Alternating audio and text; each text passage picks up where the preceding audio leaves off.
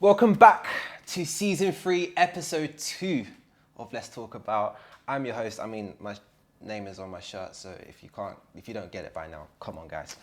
Today, my special guest, my brother from another mother. I love you so much, bro. Akil, how you doing, brother? Come on, man. Let's get it, man. Good, yeah? I'm blessed, still learning, man. Now, listen, I rate Akil so highly in life because this guy really motivates me, and to just see his excellence amongst so many fields is just, it's almost ridiculous at this point. So, for those of you who don't know, Akil, can you educate them on all the amazing things that you do? Because, all right, cool. Let's count it down. Not the list, bro. Oh, he's getting the hand up. You ready? The hand's out, bro. Like, I feel like I'm about to discipline someone. So, we've got a lawyer. Yes, sir. We've got a poet. Yes, sir. You've got a rising star. Yeah? I forgot about that until you just raised it. You forgot about it. You see what I'm saying? As my job, I have to do this stuff as well. Yeah. You've just graduated in... Yeah, that's quite complicated. So I got an award at a graduation for Outstanding Alumni from my university on my birthday. So yeah, I was a That went over your head. Please, Yeah. repeat that for them one more time, please. Yeah, I got an award from my university on my birthday for Outstanding Alumni for access to increased access for law. So On his birthday. What a G. yeah, I was a blessing. And that's what I'm saying. And you got that Foundervine Rising Star Award as well. So please do vote for him as well. We'll leave the links in the description as well. Thank you but very yeah, much, just bro. please give us a bit more description as well, because I have not done it justice at Because all. you know what's so funny? Yeah, as soon as man got the hand up, I was like, not the hands, bro, because I'm just happy to just be living and just to be here with you and sharing this platform and talking about. Grateful to have you here, bro. You know how we do things. But to introduce myself, I'm Akil Hunte. I would describe myself as somebody who's a creative, socially impactful entrepreneurial lawyer. And the reason why I say that is because, as described by my brother, there's a lot of things that I want to do in life. You know what I'm saying? I want to advocate for community. I want to represent voices in an authentic way. I want to be philanthropic in my purposes, so giving back to my communities. And in addition to that, I want to create safe spaces for people to be able to grow and thrive via facilitating workshops, via investing in people's ideas. I invest in companies and invest in projects and do podcast shows and blog and partner with brands. So yeah, I like to be involved in intersections because I'm not a monolith. I don't exist in isolation. I exist in cooperation and collaboration with people that I'm aligned with in my purpose and my values, which are authenticity, community, and legacy. So yeah, I just say I just espouse to grow and build with leaders and shapers of values and ethos that I respect. And yeah, that's how I describe it. You see my face when he's just describing himself. You know, when you heard the hardest tune of your life, right? You know, you're just sitting there just talking the hardest. You know what I'm saying, bro? So that's the heaviness of your CV. And I'm sure that doesn't even scratch the surface on half the things you achieve. So let's deep dive more into it. Yeah. Why a lawyer? You know what? So I'll go back to the beginning because walk us through. It's kind of hard to describe, but when I was a youth, growing up in inner city London, more specifically Latimer Road, there wasn't many opportunities for people that was like me. So you might walk around and you might see something look nice and flashy, but nobody really celebrated success outside that community. It was more like you grow up, you live there, and you do whatever you need to do to get by. That wasn't my perspective. My perspective was, how do I utilize my platform to create things that work for people that I think don't have a lot. And for me, being a lawyer was the main thing to do that. More specifically, I wanted to be a barrister. And the reason why is because I didn't know what solicitor was. Okay. So there's differences between a solicitor and a barrister. A solicitor is someone who helps to advise on the client. They work with them, they interview them, and they prepare them for their business or prepare them for court. Whereas a barrister is somebody who speaks on behalf of the client in the court system. So from my perspective, I was like, I want to be a barrister because that's what I saw. I watched television, I saw shows, and I was like, I want to be a barrister. But within what happened, to cut that narrative, I saw what it was like to be a barrister, and I thought, I don't know if that's servicing who I am as a person.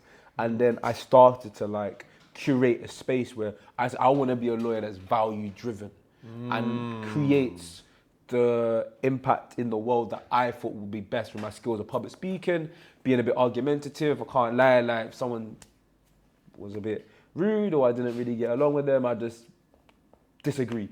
And for me, that was easily transferable to be a lawyer. So I was analytical, critically thinking, and I thought this just makes sense. And I want to serve communities with a status. And I felt being a lawyer just fits that perspective.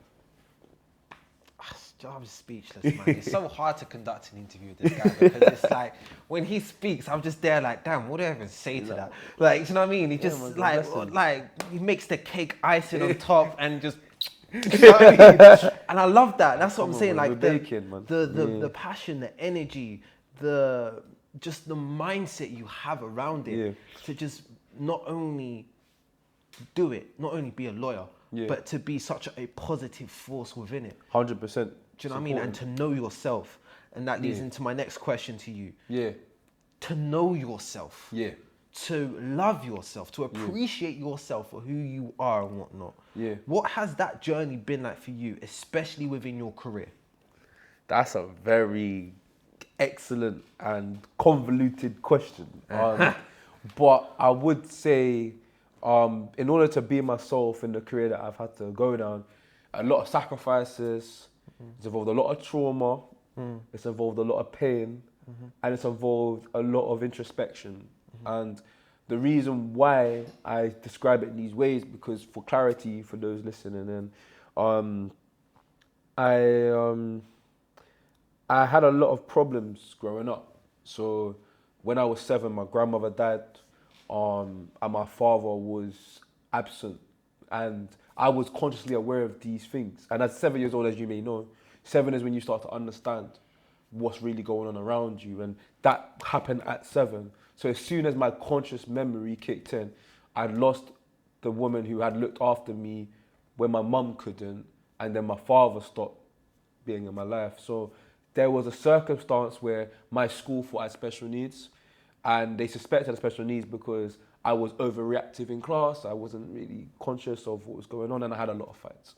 So there was a lot of trauma that happened as a child, and that wasn't the only trauma that happened. There was a lot of problems in my area, there was a lot of crime, there was a lot of circumstances which unfortunately meant some people got stabbed, some people got put in jail, and it meant when I was going to school, I was fully conscious of a lot of these things. So this is my adolescence growing up. It wasn't necessarily seeing lawyers, it wasn't seeing bankers or doctors, it was seeing your grandmother pass away, going to a funeral, and then seeing your uncle pass away, and then, you know, knowing your father wasn't there, and just hearing through the grapevine of what that was like. And then I had to kind of lean into my mum and my brother, who were my pillars growing up.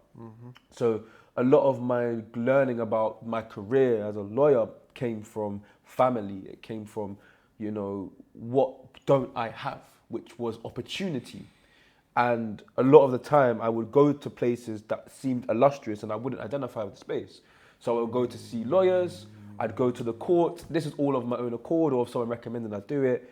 And then I just didn't connect with the space, and I wanted to connect with it, but I just didn't have the exposure that was given to me me going in the space. So as I would get further in my journey, I'd have a lot of trauma. People wanted to fight me as a kid. Teachers thought I was a nuisance. I hardly had any friends. Like, it was almost like a recipe for isolation. I got hit by a car when I was in school. I broke my ankle, and I was on crutches for 6 months. And I remember most of my memory from school within that time was getting celebrated for being hit by a car by my peers. because they were happy that there was a war hero in their school. And then within the space of a month, I was on the staircase, exercising my ankle by myself for months on end, playing the piano by myself, and no one really checking in on my well-being. So there was a lot of these things that was going on where I had friends who didn't check up on me. I had friends who, quite frankly, wanted to be unethical and would lead me to make decisions that, quite frankly, I didn't agree with, and I'd have to repel that. And there was a lot of moving around away from people that I just didn't think was a positive influence.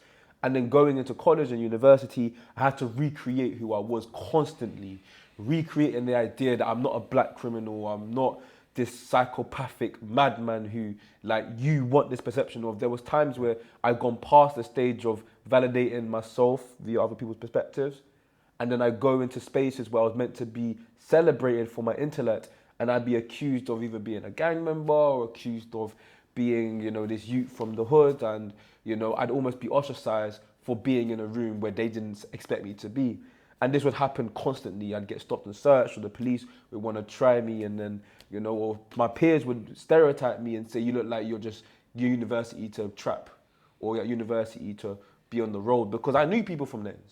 So for me, it was like, when you're in those spaces and you're seeing all of this happen, and, you know, you're having people say they want to help you and then rob you, and then you see people who, like, rob you, metaphorically speaking, like rob you of everything that you have, and you help people, and then you hear years later they criticize you for not helping them enough, and then you're representing them, and then it just felt like, on the journey to being a lawyer, it just felt like creating the space of excellence within this industry felt like people liked what I did, but there was a disrespect of my want to be more than the perceptions placed on me.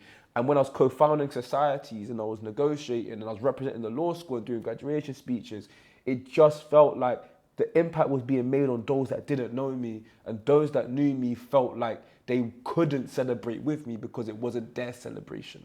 It was my celebration. Wow. And to this day, it feels like those circumstances cycle in, where my celebration isn't our celebration, it's just my celebration, and their celebration is our celebration, but my celebration is just my wins. And it just was the case growing up that it happened at 15. It was the same thing. So yeah, man, it wasn't an easy journey to become a lawyer. There was a lot of obstacles. I got rejected many times. I got pushed over many times.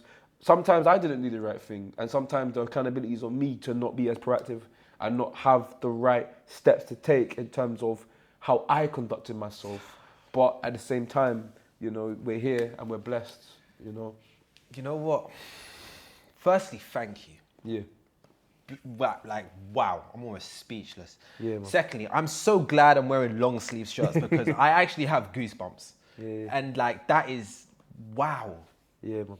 Bro, thank you. Yeah. You know, and not only thank you for sharing, thank you for caring. Yeah, man. Thank you for continuing to be you, regardless Yeah. of what you've been through.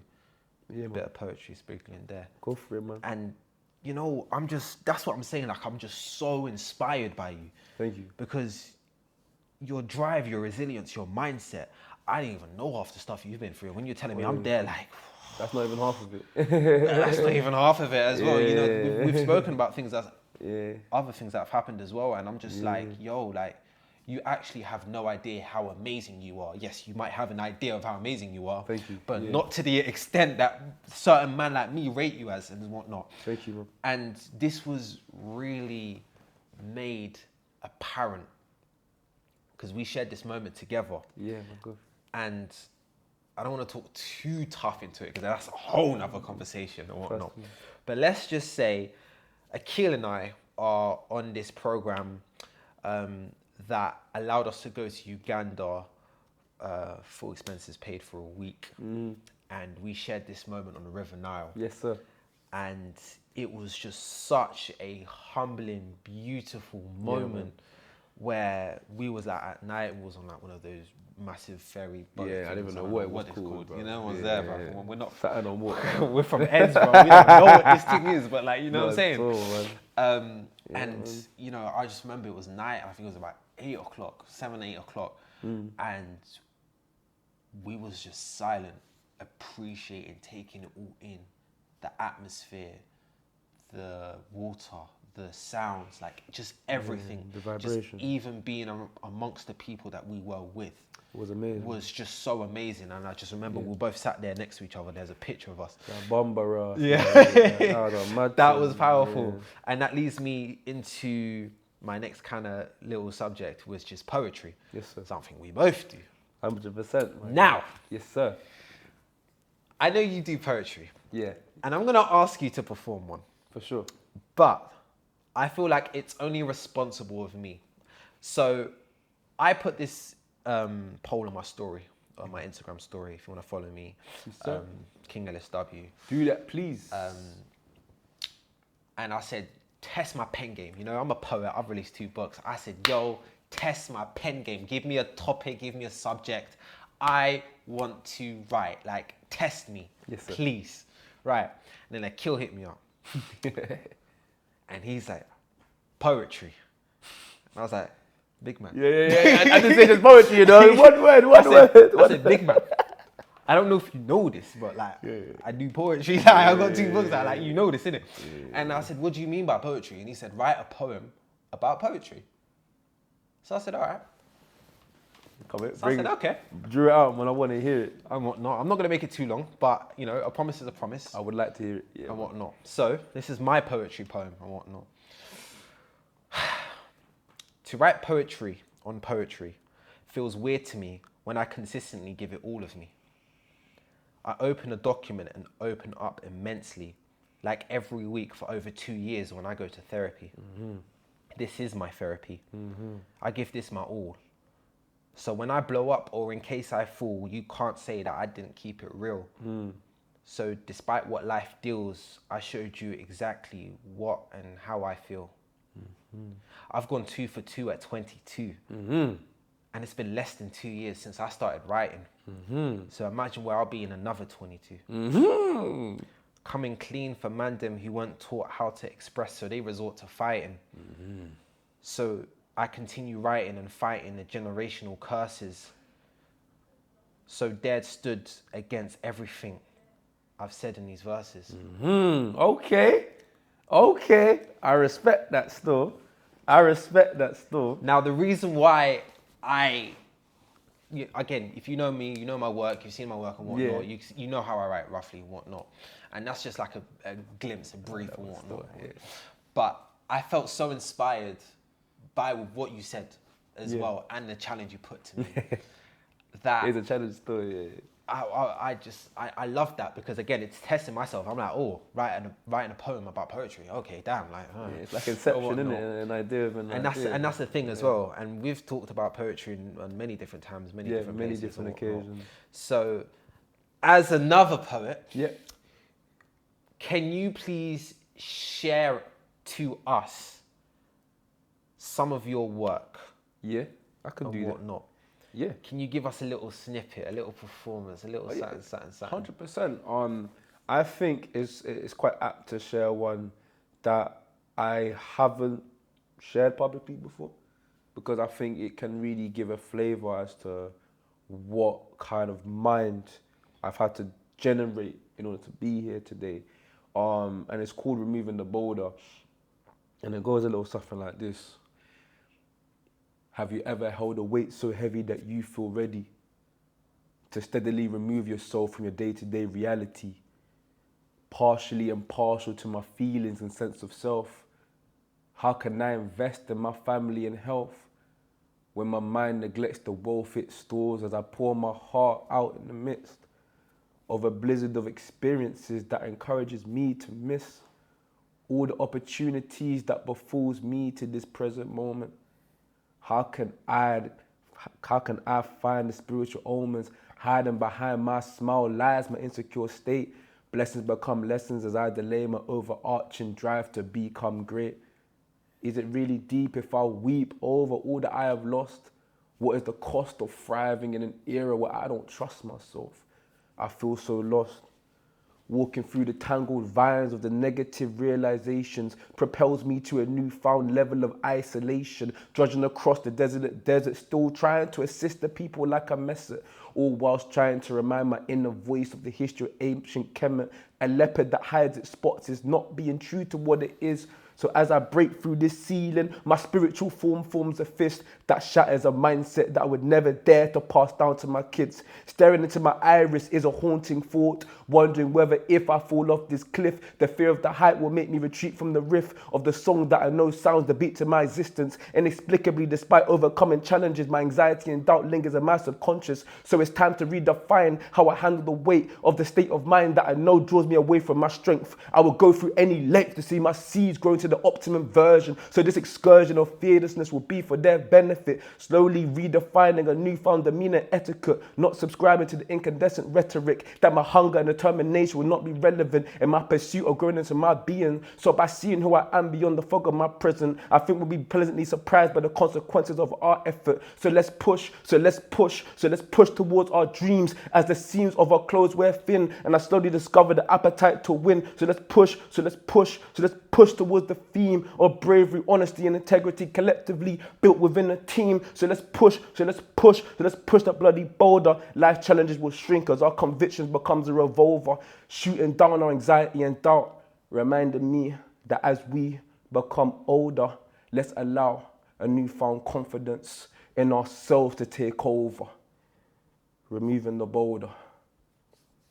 It's a deep one, man. You know when I said test my pen game, and I performed what I did, and then you go and hear that. I need to go back to the drawing board. That is immense. That is like ridiculous. I don't even know what to do with myself there. I'm just sitting there thinking, I have to like stay here and be present, and I'm like, my head's just going. Sorry, and I'm just like, don't apologize. Don't so apologize. You don't get to drop this on us and then a bit, oh, sorry, guys. Like, no, that was immensely spectacular. And do you want to take the show? Like, no, man. That is so, oh my gosh, bro. Sure, I don't even know what to say to that, bro. And I'm just, thank you for sharing that. Yeah, thank you. Thank you, man. I appreciate it. I have to go back to the drawing board. That's a humbling experience, bro. No, man. But that's what I need. That's the energy, you know what I'm saying? To be surrounded by the fact that you can just, I'll give you a little sign. Bang, bang, bang, bang, bang, bang. And I'm like, yo. Yeah, I've been practicing a lot. I can tell. We can tell and whatnot. So, for the people who love what they have seen of you, where can they find you online? Yeah, so you can find me on Instagram. So shout me Akil_Hunte with an E. Happy to conversate. Happy to shout on LinkedIn, Akil Hunte. We could talk on there. Snapchat, Akil_Hunte. E. My website should be coming soon, so you can find me a few bits there. And man, just get in touch and just show love, man. That's what we're here for. So, man. Which leads me into my last topic in question, because if I take any more, like I'm literally, my mind is just gonna go or whatnot. Destined for greatness. Oh, mad. Yeah, that's a mad ending still. So, Destined for Greatness, it's a concept. It's based off a spoken word piece that I made in 2021. And the piece was formulated out of the pain I had from my ex-girlfriend, because essentially she was suffering a lot and I didn't know what was going on at the time. And I just felt like I don't really feel like I'm in the right direction right now. So what would it feel like if I was? And I said, well, it'd be destined for greatness. And it became a thing in my head and it never left. And then unfortunately she passed away, and I thought to myself, well, like she passed away due to cervical cancer, and I lost all sense of emotion for a long time. And once I reconnected with myself and I found someone who actually really felt that vibrancy to help support me, I felt I want to create something off this. And then it came to light there was a possibility to a community event called Destined for Greatness. That was my idea. I proposed it to the Member of Parliament, Andy Slaughter, and then he co-signed it. We got support from Keston and Chelsea Foundation, local community interest company, Mozilla City CIC, and then we curated the space. We booked out the local community centre, the biggest hall they had. We could fit 100 people there. We got local businesses donate prizes for the event. So we got Nando's, bottomless drink vouchers. We had Pizza Express pizzas. We had like free gym membership for local residents. We had a community kitchen for free food. We created the space, and people donated prizes from books to like gift boxes for studying, and it was amazing. And you know, we got over 100 people to show up for the event. We had free food, free henna, free face painting, residents. We had open mic. We had a live performance of Destined for Greatness with a young, exceptionally talented person called Tiffany Gosling, who's going to be a phenomenal star in the future. I have absolutely no doubt about that. And yeah, she got to perform her pieces, which really reflected her style of music, which for me was amazing to see a young person taking pride and joy in their direction. So yeah, man, it was an amazing event. So many people supported that event. I can't even take credit for it because, you know, it was my idea, but see the community come together. People travel from Nottingham, people travel from Birmingham, people travel from all over London just for it. Like, it was like, whoa, like, this is brazy. Like, you know, we were setting up the marquees in the community. Could have been raining. We had to navigate that. And it was our first event, you know, our first event in the community like that. So yeah, it's definitely a staple mark for things to come. And I can't wait for the blessings to roll in for next year. And the You years went to come. hard and heavy with that one, boy. Yeah, I yeah. seen the pictures. I seen someone said, Mr. Bomba, Mr. What? Shout out Paul, man. Do you know what I'm saying? came. I said, yo, I was so annoyed I couldn't be there, you know. Like, I you know know, the you ones been you have a quick grafting, man. commitments and whatnot. And been you look grafting. and lie, you're like, nah, I should have been. Bro, Yeah, listen, man, from the bottom of my heart, thank you. Thank you to everyone you've inspired. Yeah. Thank you to yourself. Thank you to your parents. Thank you to your whole family lineage. Much Like, love, yeah. And you know what? Most importantly, thank you to your inner child. Thank you. Because I can't even begin to imagine the conversations that you must have had with yourself. You know, you talked about isolation. Yeah, 100%. We all have our own experiences with isolation. So many. Man. Isolation is not a fun thing. It's a I muzzle. can tell you that now. Absolute muzzle. Especially, I have a saying that goes, don't lose to yourself. Don't do it. Don't lose to yourself. And it's very easy to go out into the world and fight everyone, but come inside and lose to yourself. Yes, sir. Don't lose to yourself. Bro, thank you. From the bottom of my heart, thank you. Come on, man. You know, because sometimes like with these interviews, I like to like ask more questions and like navigate it more, but like you've just opened, like I feel like this is a therapy session, you know what I mean? Like, honestly, I'm really honored by your level of thinking, your mindset, and the way you've just been able to express, like, this is a safe space as well. That's what I do as well. I create that as well. So Yes, sir. thank you for coming into this safe space and just expressing and whatnot. And I know for a damn fact that someone's gonna look at this interview and be like, damn, I'm inspired. I've got to go do that thing now and whatnot. Yes, man. Come on, that's what it's all about. And that's what it's all about. And we lead with love. Yeah, man. And we lead in the legacy. That's See right. what We I'm lead saying, with what I'm legacy, saying, man. bro. Lead with legacy. That's it. Akil? Yes, sir. Come on, man. I love you Massive as well thank you. because I think, from my perspective, not many people provide a platform for other people to showcase or even demonstrate what they have within them. And I think gentlemen like Ellis Witter are rare and far and few between. So when you go into a show and you're listening to him speaking and sharing the space, understand that it takes a lot of character to do that, because there's a lot of people that create spaces just to amplify their own ego and create a narcissistic idea about success in society. And that is not this gentleman. This gentleman is somebody who loves and appreciates authenticity and integrity and love. And that's what he produces through his books, Serenading Seasons and his other book, Man's The Lover promoting my Boys own Don't book. Die. Yeah. He creates it and he manifests it. So respect him for that, because not everyone's willing to do that and put their heart on the line for people that they care about. And you know what? This all wouldn't be possible without one man. This is MK Cypher, you know. Come on, man. To have Shout him a out, man. person who has been able to give people like myself, to allow people like Akil to come on and have this platform to look this damn sexy. 'Cause, oh my goodness. Come on, man. Oh my goodness. Sexy is back, Oh babe. my goodness. You know what I mean? It's like, you know when you get a fresh trim, bro, and you're like, yo, I've got to Feeling do fresh. every errand in the world now. Do you know what I mean? But you know what I'm saying, bro? Like, what? I have to go, say less. You know what I'm saying? But like, to have people like MK Cypher, Yeah. who's able to do this space as well and essentially lead with love and lead in a legacy as well. Yes, man. I do not take it for granted, not one single bit. I've done about maybe 30, 40, like 50 interviews. I have no idea how many I've done. Many. But I've been able to do a lot of stuff that I didn't think I'd be able to do. And, you know, I'm very grateful to the mentors in my life. I'm very grateful to the people who inspire me. I'm very grateful to the people I can call brothers. And I'm very grateful to people like MK Cypher, who has helped navigate and uplift and build me into the person I am today. So none of this would be possible without people like MK Cypher. So please do give him his flowers as well. Make sure you follow us. Please stay tuned for the next episode, because that's going to be another banger. Mazza. But I will catch you in the next one, because I've got to go home and like recuperate for the next 12 days or something, because I'm like, whatnot. So Akil, a massive thank you once again. MK Cypher, massive thank you once again. And we'll catch you in the next one.